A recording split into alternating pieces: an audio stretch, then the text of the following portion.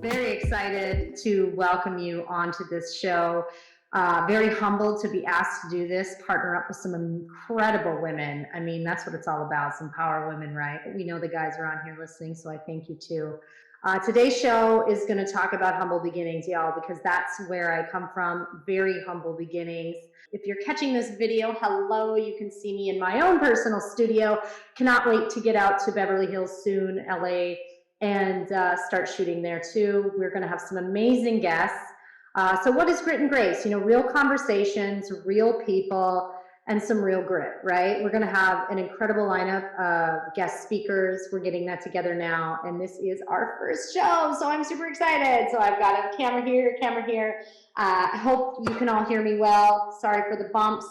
We're going to get the bugs worked out in this show, and I am just super excited. So what is humble beginnings like? Well, first of all, I'm a businesswoman who got started in a small town right outside of Duluth.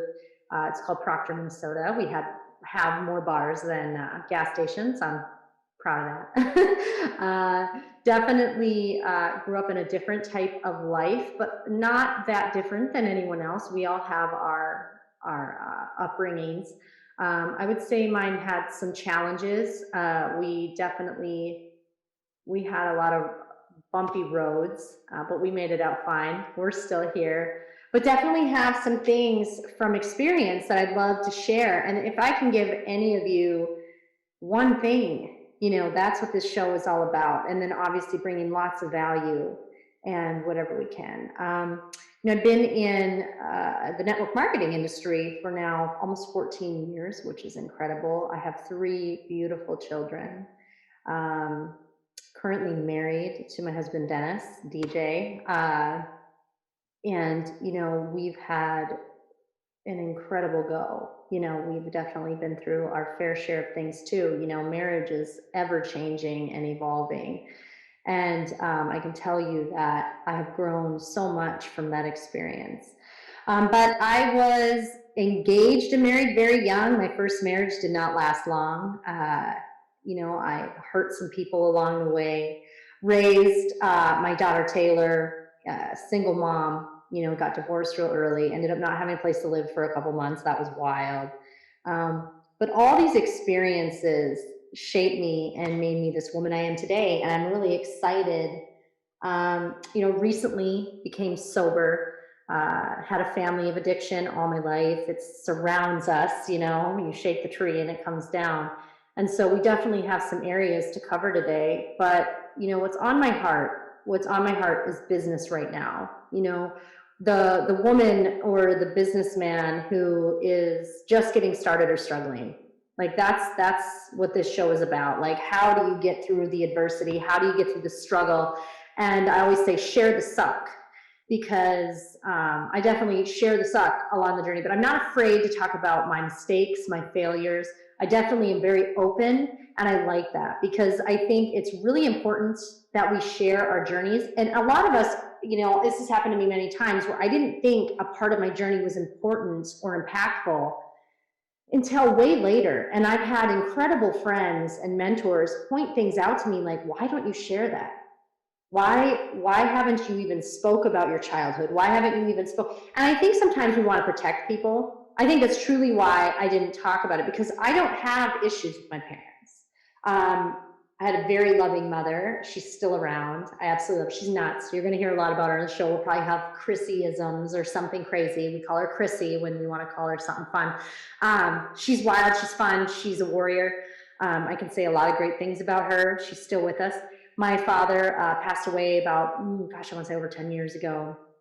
We were very close throughout my whole life. I loved my dad. I was daddy's girl, but definitely a hard last few years. He definitely suffered on the way out and struggled with addiction. And so, you know, I really want to touch on that too. You know, when I quit drinking 7 months ago, it was a massive life change. And I didn't know how much of a life change it was going to be, but I knew it was something that had to go. Okay, so for anyone who's going through something right now, you know, for me, I got started in the network marketing industry 14 years ago, like I said earlier, and I was ignorance on fire. You didn't know, I didn't know anything. Like I was terrible at public speaking. I was deathly afraid of public speaking. Like at our wedding, I remember I didn't even want to get up and say thank you to people because I was that afraid. Although I was this social person, if I got to know you, I'd warm up. I'm the introverted extrovert, right? So I would I would warm up to you and then I'd be the life of the party, right? And obviously booze was my thing, and so that always helped me loosen up. Well, I started drinking when I was 15 years old, and that was my way in the door of trying to get confidence. This shy little girl who wanted to fit in so bad. I mean, I wanted to hang out with the older kids. I wanted to party with the hockey players, and I wanted to do all that, and I did, because I just became a partier like that. And so, for me, alcohol was always in my life. Maybe not as prevalent as it was the last few years, but it was definitely something that every time I went to a self-development seminar, and that's what the world I'm in is all about, self-development. So if you've ever been, an entrepreneur, that's your life. Get better, get better, get better, improve, develop yourself, work on your mindset and all that good stuff. But every event I went to, and every time somebody would mention, like, what's holding you back? And I would sit there and think about it. And I could pick out like 7 of the things, but alcohol was always there. And I knew that if I wanted to get to the goals that I had set, I really had to give it up. Don't worry, my story is really fun because I didn't give it up until recently, and there's definitely some interesting stories. But hey, that's part of the journey. And when I say humble beginnings, we lived in a very small home, nothing fancy. My friends would always be like, "Oh my God, you must live on a house on a hill," and I was like, "No, it's very modest and humble, and it wasn't the most beautiful and glamorous of homes, but it was home, right?" And it was part of my survival skill, was to have big dreams and visions, which is part of what made me work. So as a young girl, because I wanted to have a different life, not different people, but I wanted to pay for my medical bills, for example. Like, I never wanted to go through some of the struggles I watched my mom go through. My dad had a very good job, he did, and he always provided, so I was never without. So I don't want to present this as like, oh, I was living in poverty all day, but we definitely had our fair share, okay? We had our moments. And my mom struggled a lot, and I just always looked at that, and I'm like, I'm never going to, number one, depend on a man, and she taught us that, but to make myself, sustain myself, and go beyond that. Like, I didn't just want to like make it. I wanted to be someone great. And I was young, and I remember thinking, what's the next step? And I always picture myself on stage. For some reason, I thought I would be a speaker on stage. Although at the time, I was definitely afraid of public speaking. Like, the number one fear is death. The second one is public speaking. How silly is that? Like, we think about it, and that's how scared I would get. Like, I would truly shake. I could barely speak. But my dad always taught me, stand straight, Shiloh, put your shoulders back, and just be proud, even if you're scared. And I always took that with me. And so I had to fake it till I made it a lot of times. And I was so immature. I mean, obviously we're growing, but I just remember I was such a reactive person, and my emotional intelligence was just at these low levels. But I managed to pull myself out of a lot of situations. I managed to get myself in a lot of situations too, but I managed to pull myself out, and I was never afraid to work. So you have to get a little gritty, okay? We call it grit and grace for lots of reasons, but you do have to get gritty. And there was times in my life where I was definitely gritty. I was rough, I was reactive, I get in fights, I was volatile. If you added booze to that, you never know. And I mean, I was fun, but as I got older, that wasn't fun. And it hurt business relationships. It hurt many, many areas of my life where I wish I could have erased it, but at the same time, I wouldn't have got to where I am, if that makes sense. So I had vision.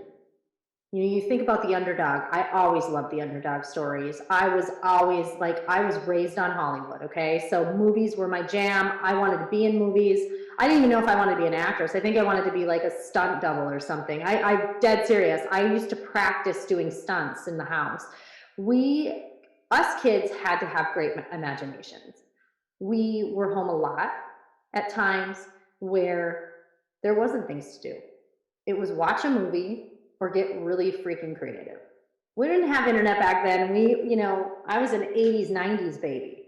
So we had to get creative. And with that creativity came this spark that really got me through quite a bit. And so having vision and being able to manifest things is really important, which I learned later, that I actually naturally have these things. And we all have it inside of us. We just don't know. And I totally believe in the law of attraction. I totally believe in manifestation. And so if you're listening, get ready, because that is going to happen. We're going to have a lot of incredible guests that are going to bring some of that flavor to you, okay? You know what? You might hear some conspiracy theories. That's cool. But I'm also all about the truth. And I love a good conspiracy, but I also love the truth. And I love bringing the truth to light in such a loving way with grace, right? So that's where the grace comes in. So big imagination. I wanted to do huge things. I was an athlete. I used to be in like everything. Okay. I was a swimmer. I was a diver. I was in dance and gymnastics, played softball, played volleyball briefly, but couldn't fit it in. And I was actually an exceptional diver because of my dance and gymnastics skills. So of course they had me doing all the dives. This little kid, I was just a tiny little thing on that diving board, and I loved it. I was great. And they were having me do college level dives. We went to a few meets. They really saw a future for me. And it's a small school and the insurance was too high, so they would move the diving board. And I just did not have the drive to see the future of that. And I don't think it was my future. I don't think being a collegiate diver would have been Shiloh's journey. I honestly don't. I mean, I couldn't even see myself in college. I would have ended up drinking anyways, because I wanted to party. I wanted to go be with the the hockey kids, and like do my thing. And so I ended up kind of slowly stepping out of most of my sports. Although I was extremely athletic, I enjoyed that life, and that life bit me in the ass. Okay. So get out through our high school, and, best friend, dating the hockey player, the goalie, and ended up starting to date his best friend. Here's me screwing up lives, making stupid decisions, got married, didn't tell anybody, was pregnant. I mean, we did it all. Ended up moving to Hawaii, was on a Marine Corps base. My life took huge turns. I actually didn't think I was going to make it at all. What am I going to be now? I wanted to be a model, and I did a funny Instagram post. I'm sure people took it serious, of course, because you can't be funny and you can't do fun things. But, I wanted to be a model when I was younger. I had the body type for it. I had all of it. And, my lifestyle didn't always match up. Maybe it did. But that dream went away, you're not going to do that. So now what? And it's like, you have this baby and you're 19, you're on a Marine Corps base, and, you don't know how to be married, let alone on an island with no family, by yourself. The women are either all in their wives group, or you have the women who got married to get the hell out of Dodge. This is just the truth. There was like two classes of women. I was kind of in the middle. I didn't know what I was. I'm like, well, I don't know if I'm going to fit in with the Marine Corps wives. They're wonderful people, but I don't know if they're going to want me. And then I'm not this crazy girl over here, and that wasn't even putting them down. There was just a lot of things. There was just a lot happening, and I was changing. I was still a baby. Like I think about the times that I was by myself out there and completely cut off. I didn't have a phone at some time. We didn't have the money. We didn't have a car. We had to borrow cars. I walked everywhere. I was going to get a job, and I finally called it. I'm like, I gotta go home. I'll never forget it. I'll never forget the time that I spent out there. Was this one of the scariest times in my life, because I was completely cut off from everyone. I was writing letters home to my friends. Even at that time, that was crazy. Cell phones were a thing. when I was 20. And I'll just never forget that moment. And I came home and I started working as a waitress, a server. I actually started as a hostess at the Applebee's. And I also started cleaning houses, and I was picking up jobs at Bath and Body Works. Like, I was hustling because I was scared. That was kind of the moment where I'm like, what am I going to do here? I don't know, this marriage is going to actually work, or is this my life? And I just went to work because that's what I knew how to do. Survivor, everything was a survival mode. How do you get through this? How do you get through that? And I remember, my husband at the time came home, and he finally got a job, and we ended up just not working out. And it was kind of volatile, not terrible, but wasn't good. I like to throw stuff. He liked to egg me on. It was just one of those toxic relationships. And it wasn't going to work, but I had a baby and I was trying to work, and he ended up screwing up my credit. Like, bounced a bunch of checks at Dairy Queen. Not trying to put you down, Rye, but you know what I mean? Like, it was just one of those things. And we're fine now. But I ended up not having a place to live for a while. My dad's house wasn't the best for a baby, even though I was welcome. My mom's was full. She had my brother and my other brother. And then it was tight, And so I bounced from house to house and finally got a small little place to get me by until I got renter's assistance. I was on assistance for a little bit in my life. And I remember that was always my big thing. Like, I'm never going to get on assistance. And, I did. And I remember just thinking, work hard and get out of this. And I did. I ended up working at Applebee's full time. I went back to school. I was in school for a dental hygienist, so I had to do some years of the prereqs, and then you go to dental hygiene school, which is a condensed program. So it ended up taking about 5.5 years, because I took a ton of classes the first semester and failed, bombed physiology. And I had to take it over, which kicked me out into another half year, waiting another half semester. So I was bummed out because there's a wait list.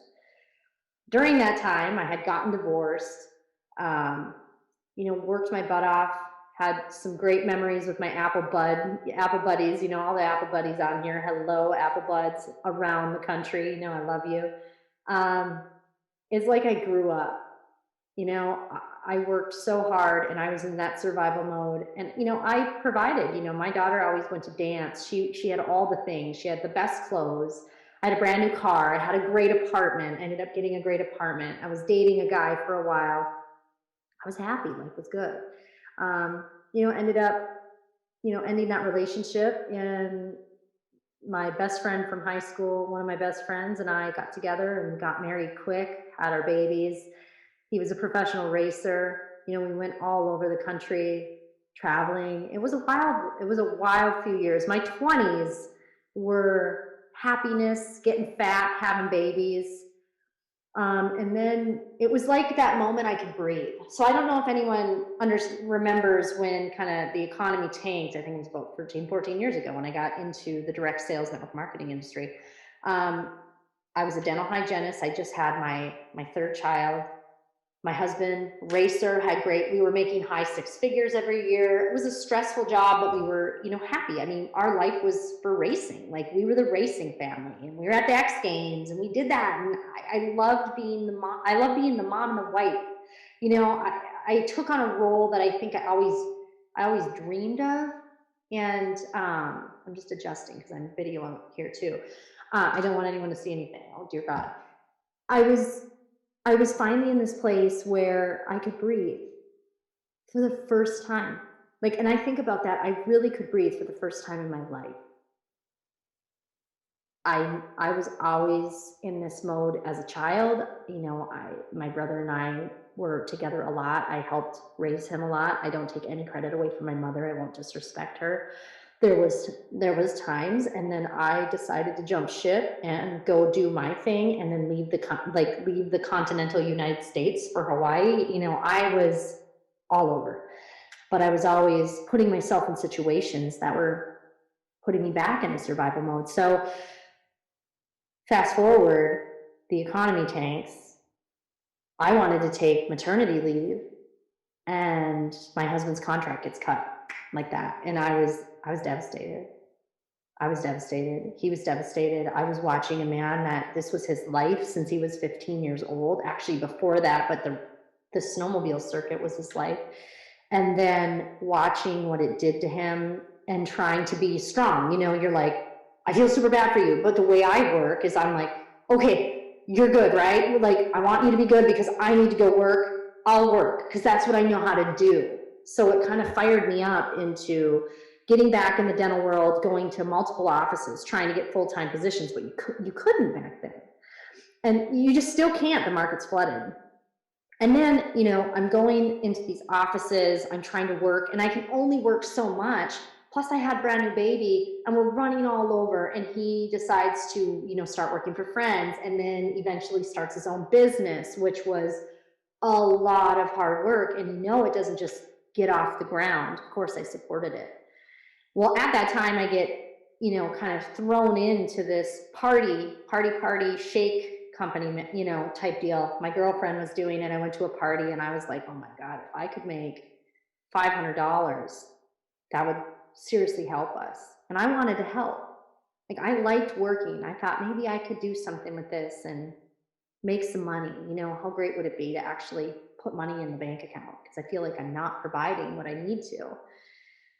And I ended up ignorance on fire, fell into it and loved it. I mean, it's the business of self-development with the comp plan attached to it. I mean, that's what these businesses are. It's a wonderful business. But here's me, I'm the girl who hates public speaking. I don't really like having people at my house. It was like push yourself through this. Do you want the money or not? And so I did. I was an anti-Facebook or social media, absolutely hated it. You would never even see me with my phone. Like back in the day, you would never see me with my phone. It would be lost in my purse. My husband would get so mad at me. And then I go into like on Facebook, social media. And I just remember like thinking at that moment, what if I could do something with this? I really wanted it to work. And we started making good money. I started to really like it, but I was really going through a lot of changes. I mean, I was stepping out of my comfort zone. I was speaking on phone calls and speaking on stage, very rough. But I thought, wow, every time I did it, I felt so good. And I thought, well, what if I could just get to that next level?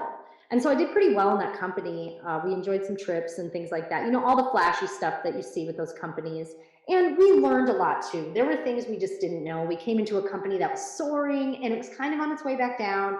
They were making some business decisions that ultimately ended the company, but I loved it. And I thought, well, maybe it was a short run.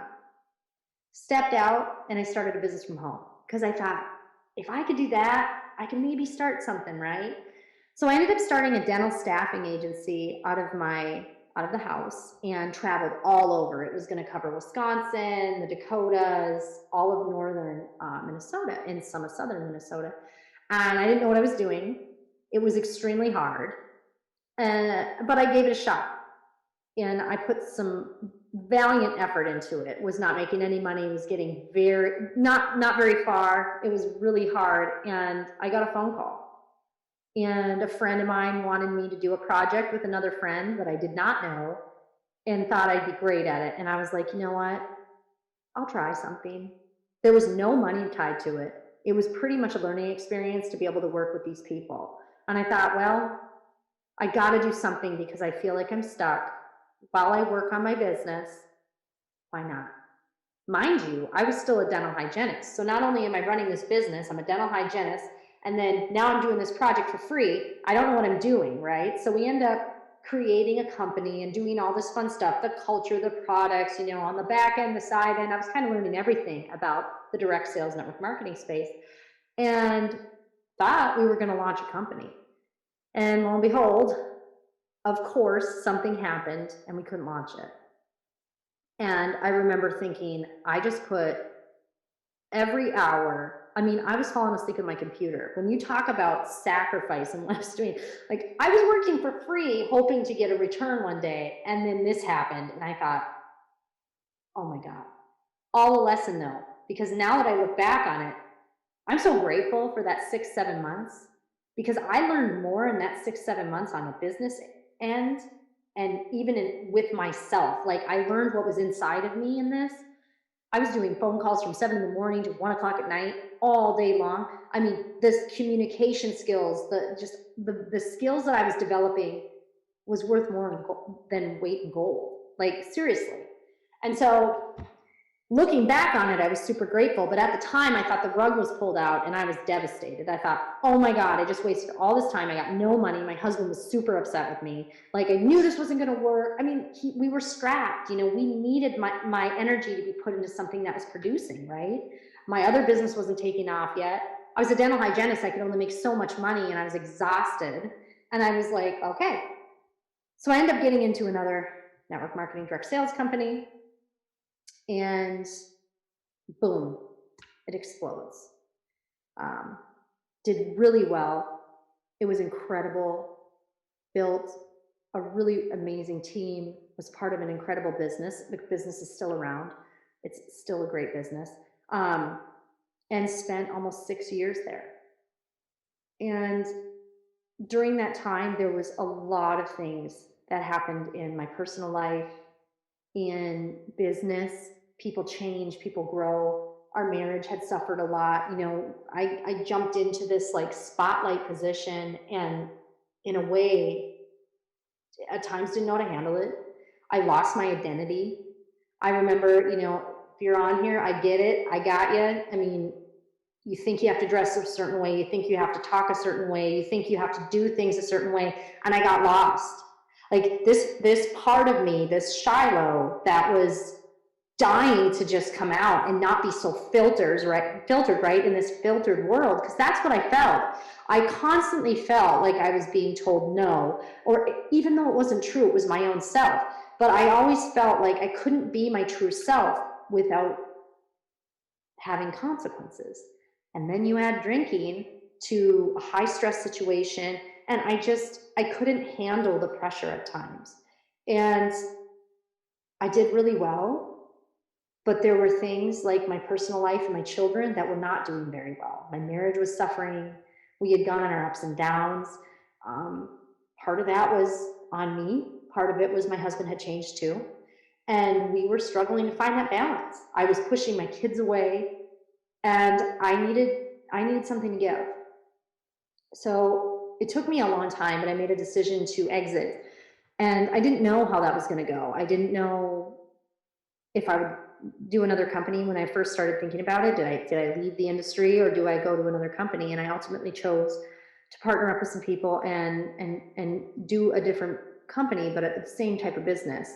And anytime you transition, it's very difficult. You've been with teams and a culture of people who depended on you, loved you, listened to you train, and they feel hurt, you know, and then you feel hurt because they're hurt. And then, you know, things happen, social media happens, things get said, and it gets wild. And I remember, you know, the first few years, the first year or two of that transition was extremely hard.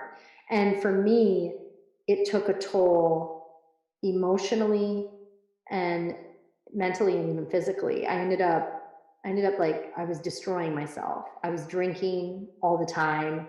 I was going through a serious, some legal battles, and I wasn't handling it. I was trying to act like I was fine and build a team and be this person on stage. And I was crumbling. I was suicidal. I wanted to be done. Like I couldn't find my way out of it. And this wasn't that long ago. It was a little over a year ago when I felt that way. I was just on the floor in the shower, crying, praying. And I finally just thought about it. And I'm like, no, this isn't it. Number one, this isn't that bad. Number two, you need to get up and save yourself. Nobody's going to save you. And I have to tell you all that. Like, if you're listening, no one's going to save you. I know we're listening to my story a little bit, but I do have to stop short, cut this off a little bit and be like, you need to save yourself. With that being said, you need to ask for help too. And you need to not be afraid of it, because there's a lot of people out there who need help. And I just remember, you know, making a decision to end all the legal stuff and just say, I'm done. You know, like, let's just be done and move forward. And I remember that day, I was so relieved. I wasn't happy, but I was so relieved because all it took was a decision and for me to start getting over it and healing. And that's when the healing process started, because I was negative.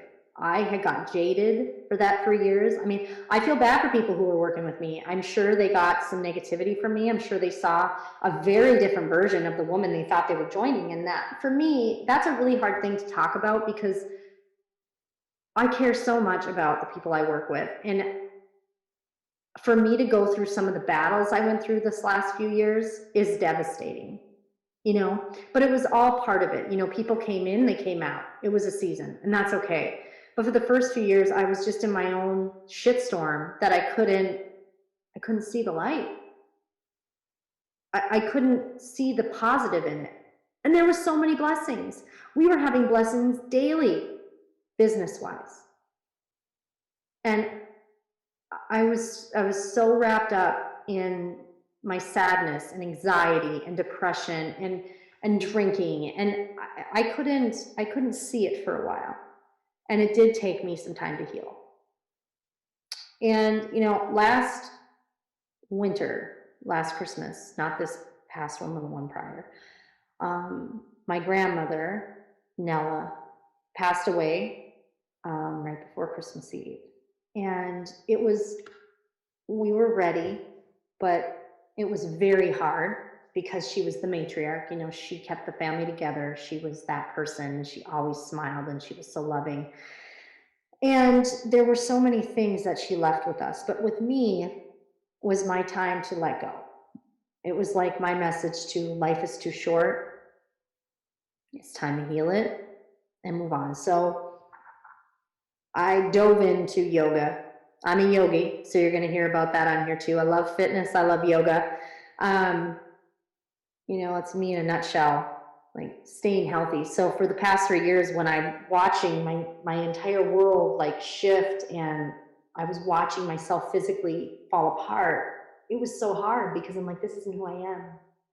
I'm like the person who's always doing something, you know, whether it be a new fitness thing or a new diet. Don't worry, I don't diet anymore. We'll have people on here to help you with that too, because I'm all about helping you. I'm over 35, y'all, and I'm telling you, it changes. And I have rolled with some of those punches, and I want to help you with those changes too, because health and fitness is so important to me. But getting a little sidetracked. I dove into yoga. I did a certification last year, and it was like 6-8 hours. I mean, you're talking serious yoga and just holding poses and then going through and flowing a bunch of times. And we get through February. I get certified, I think it was right after, and all of a sudden COVID hits. Oh shit. So like my biggest outlet besides praying was that. And then we're on lockdown.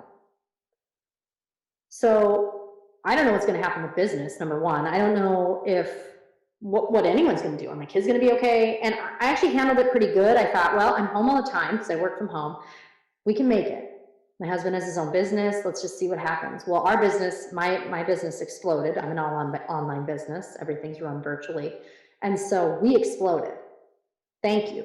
You know, thank God. And my husband's business really didn't slow down that much, thank God. And we were able to keep going. And obviously we were watching what was going on in the world.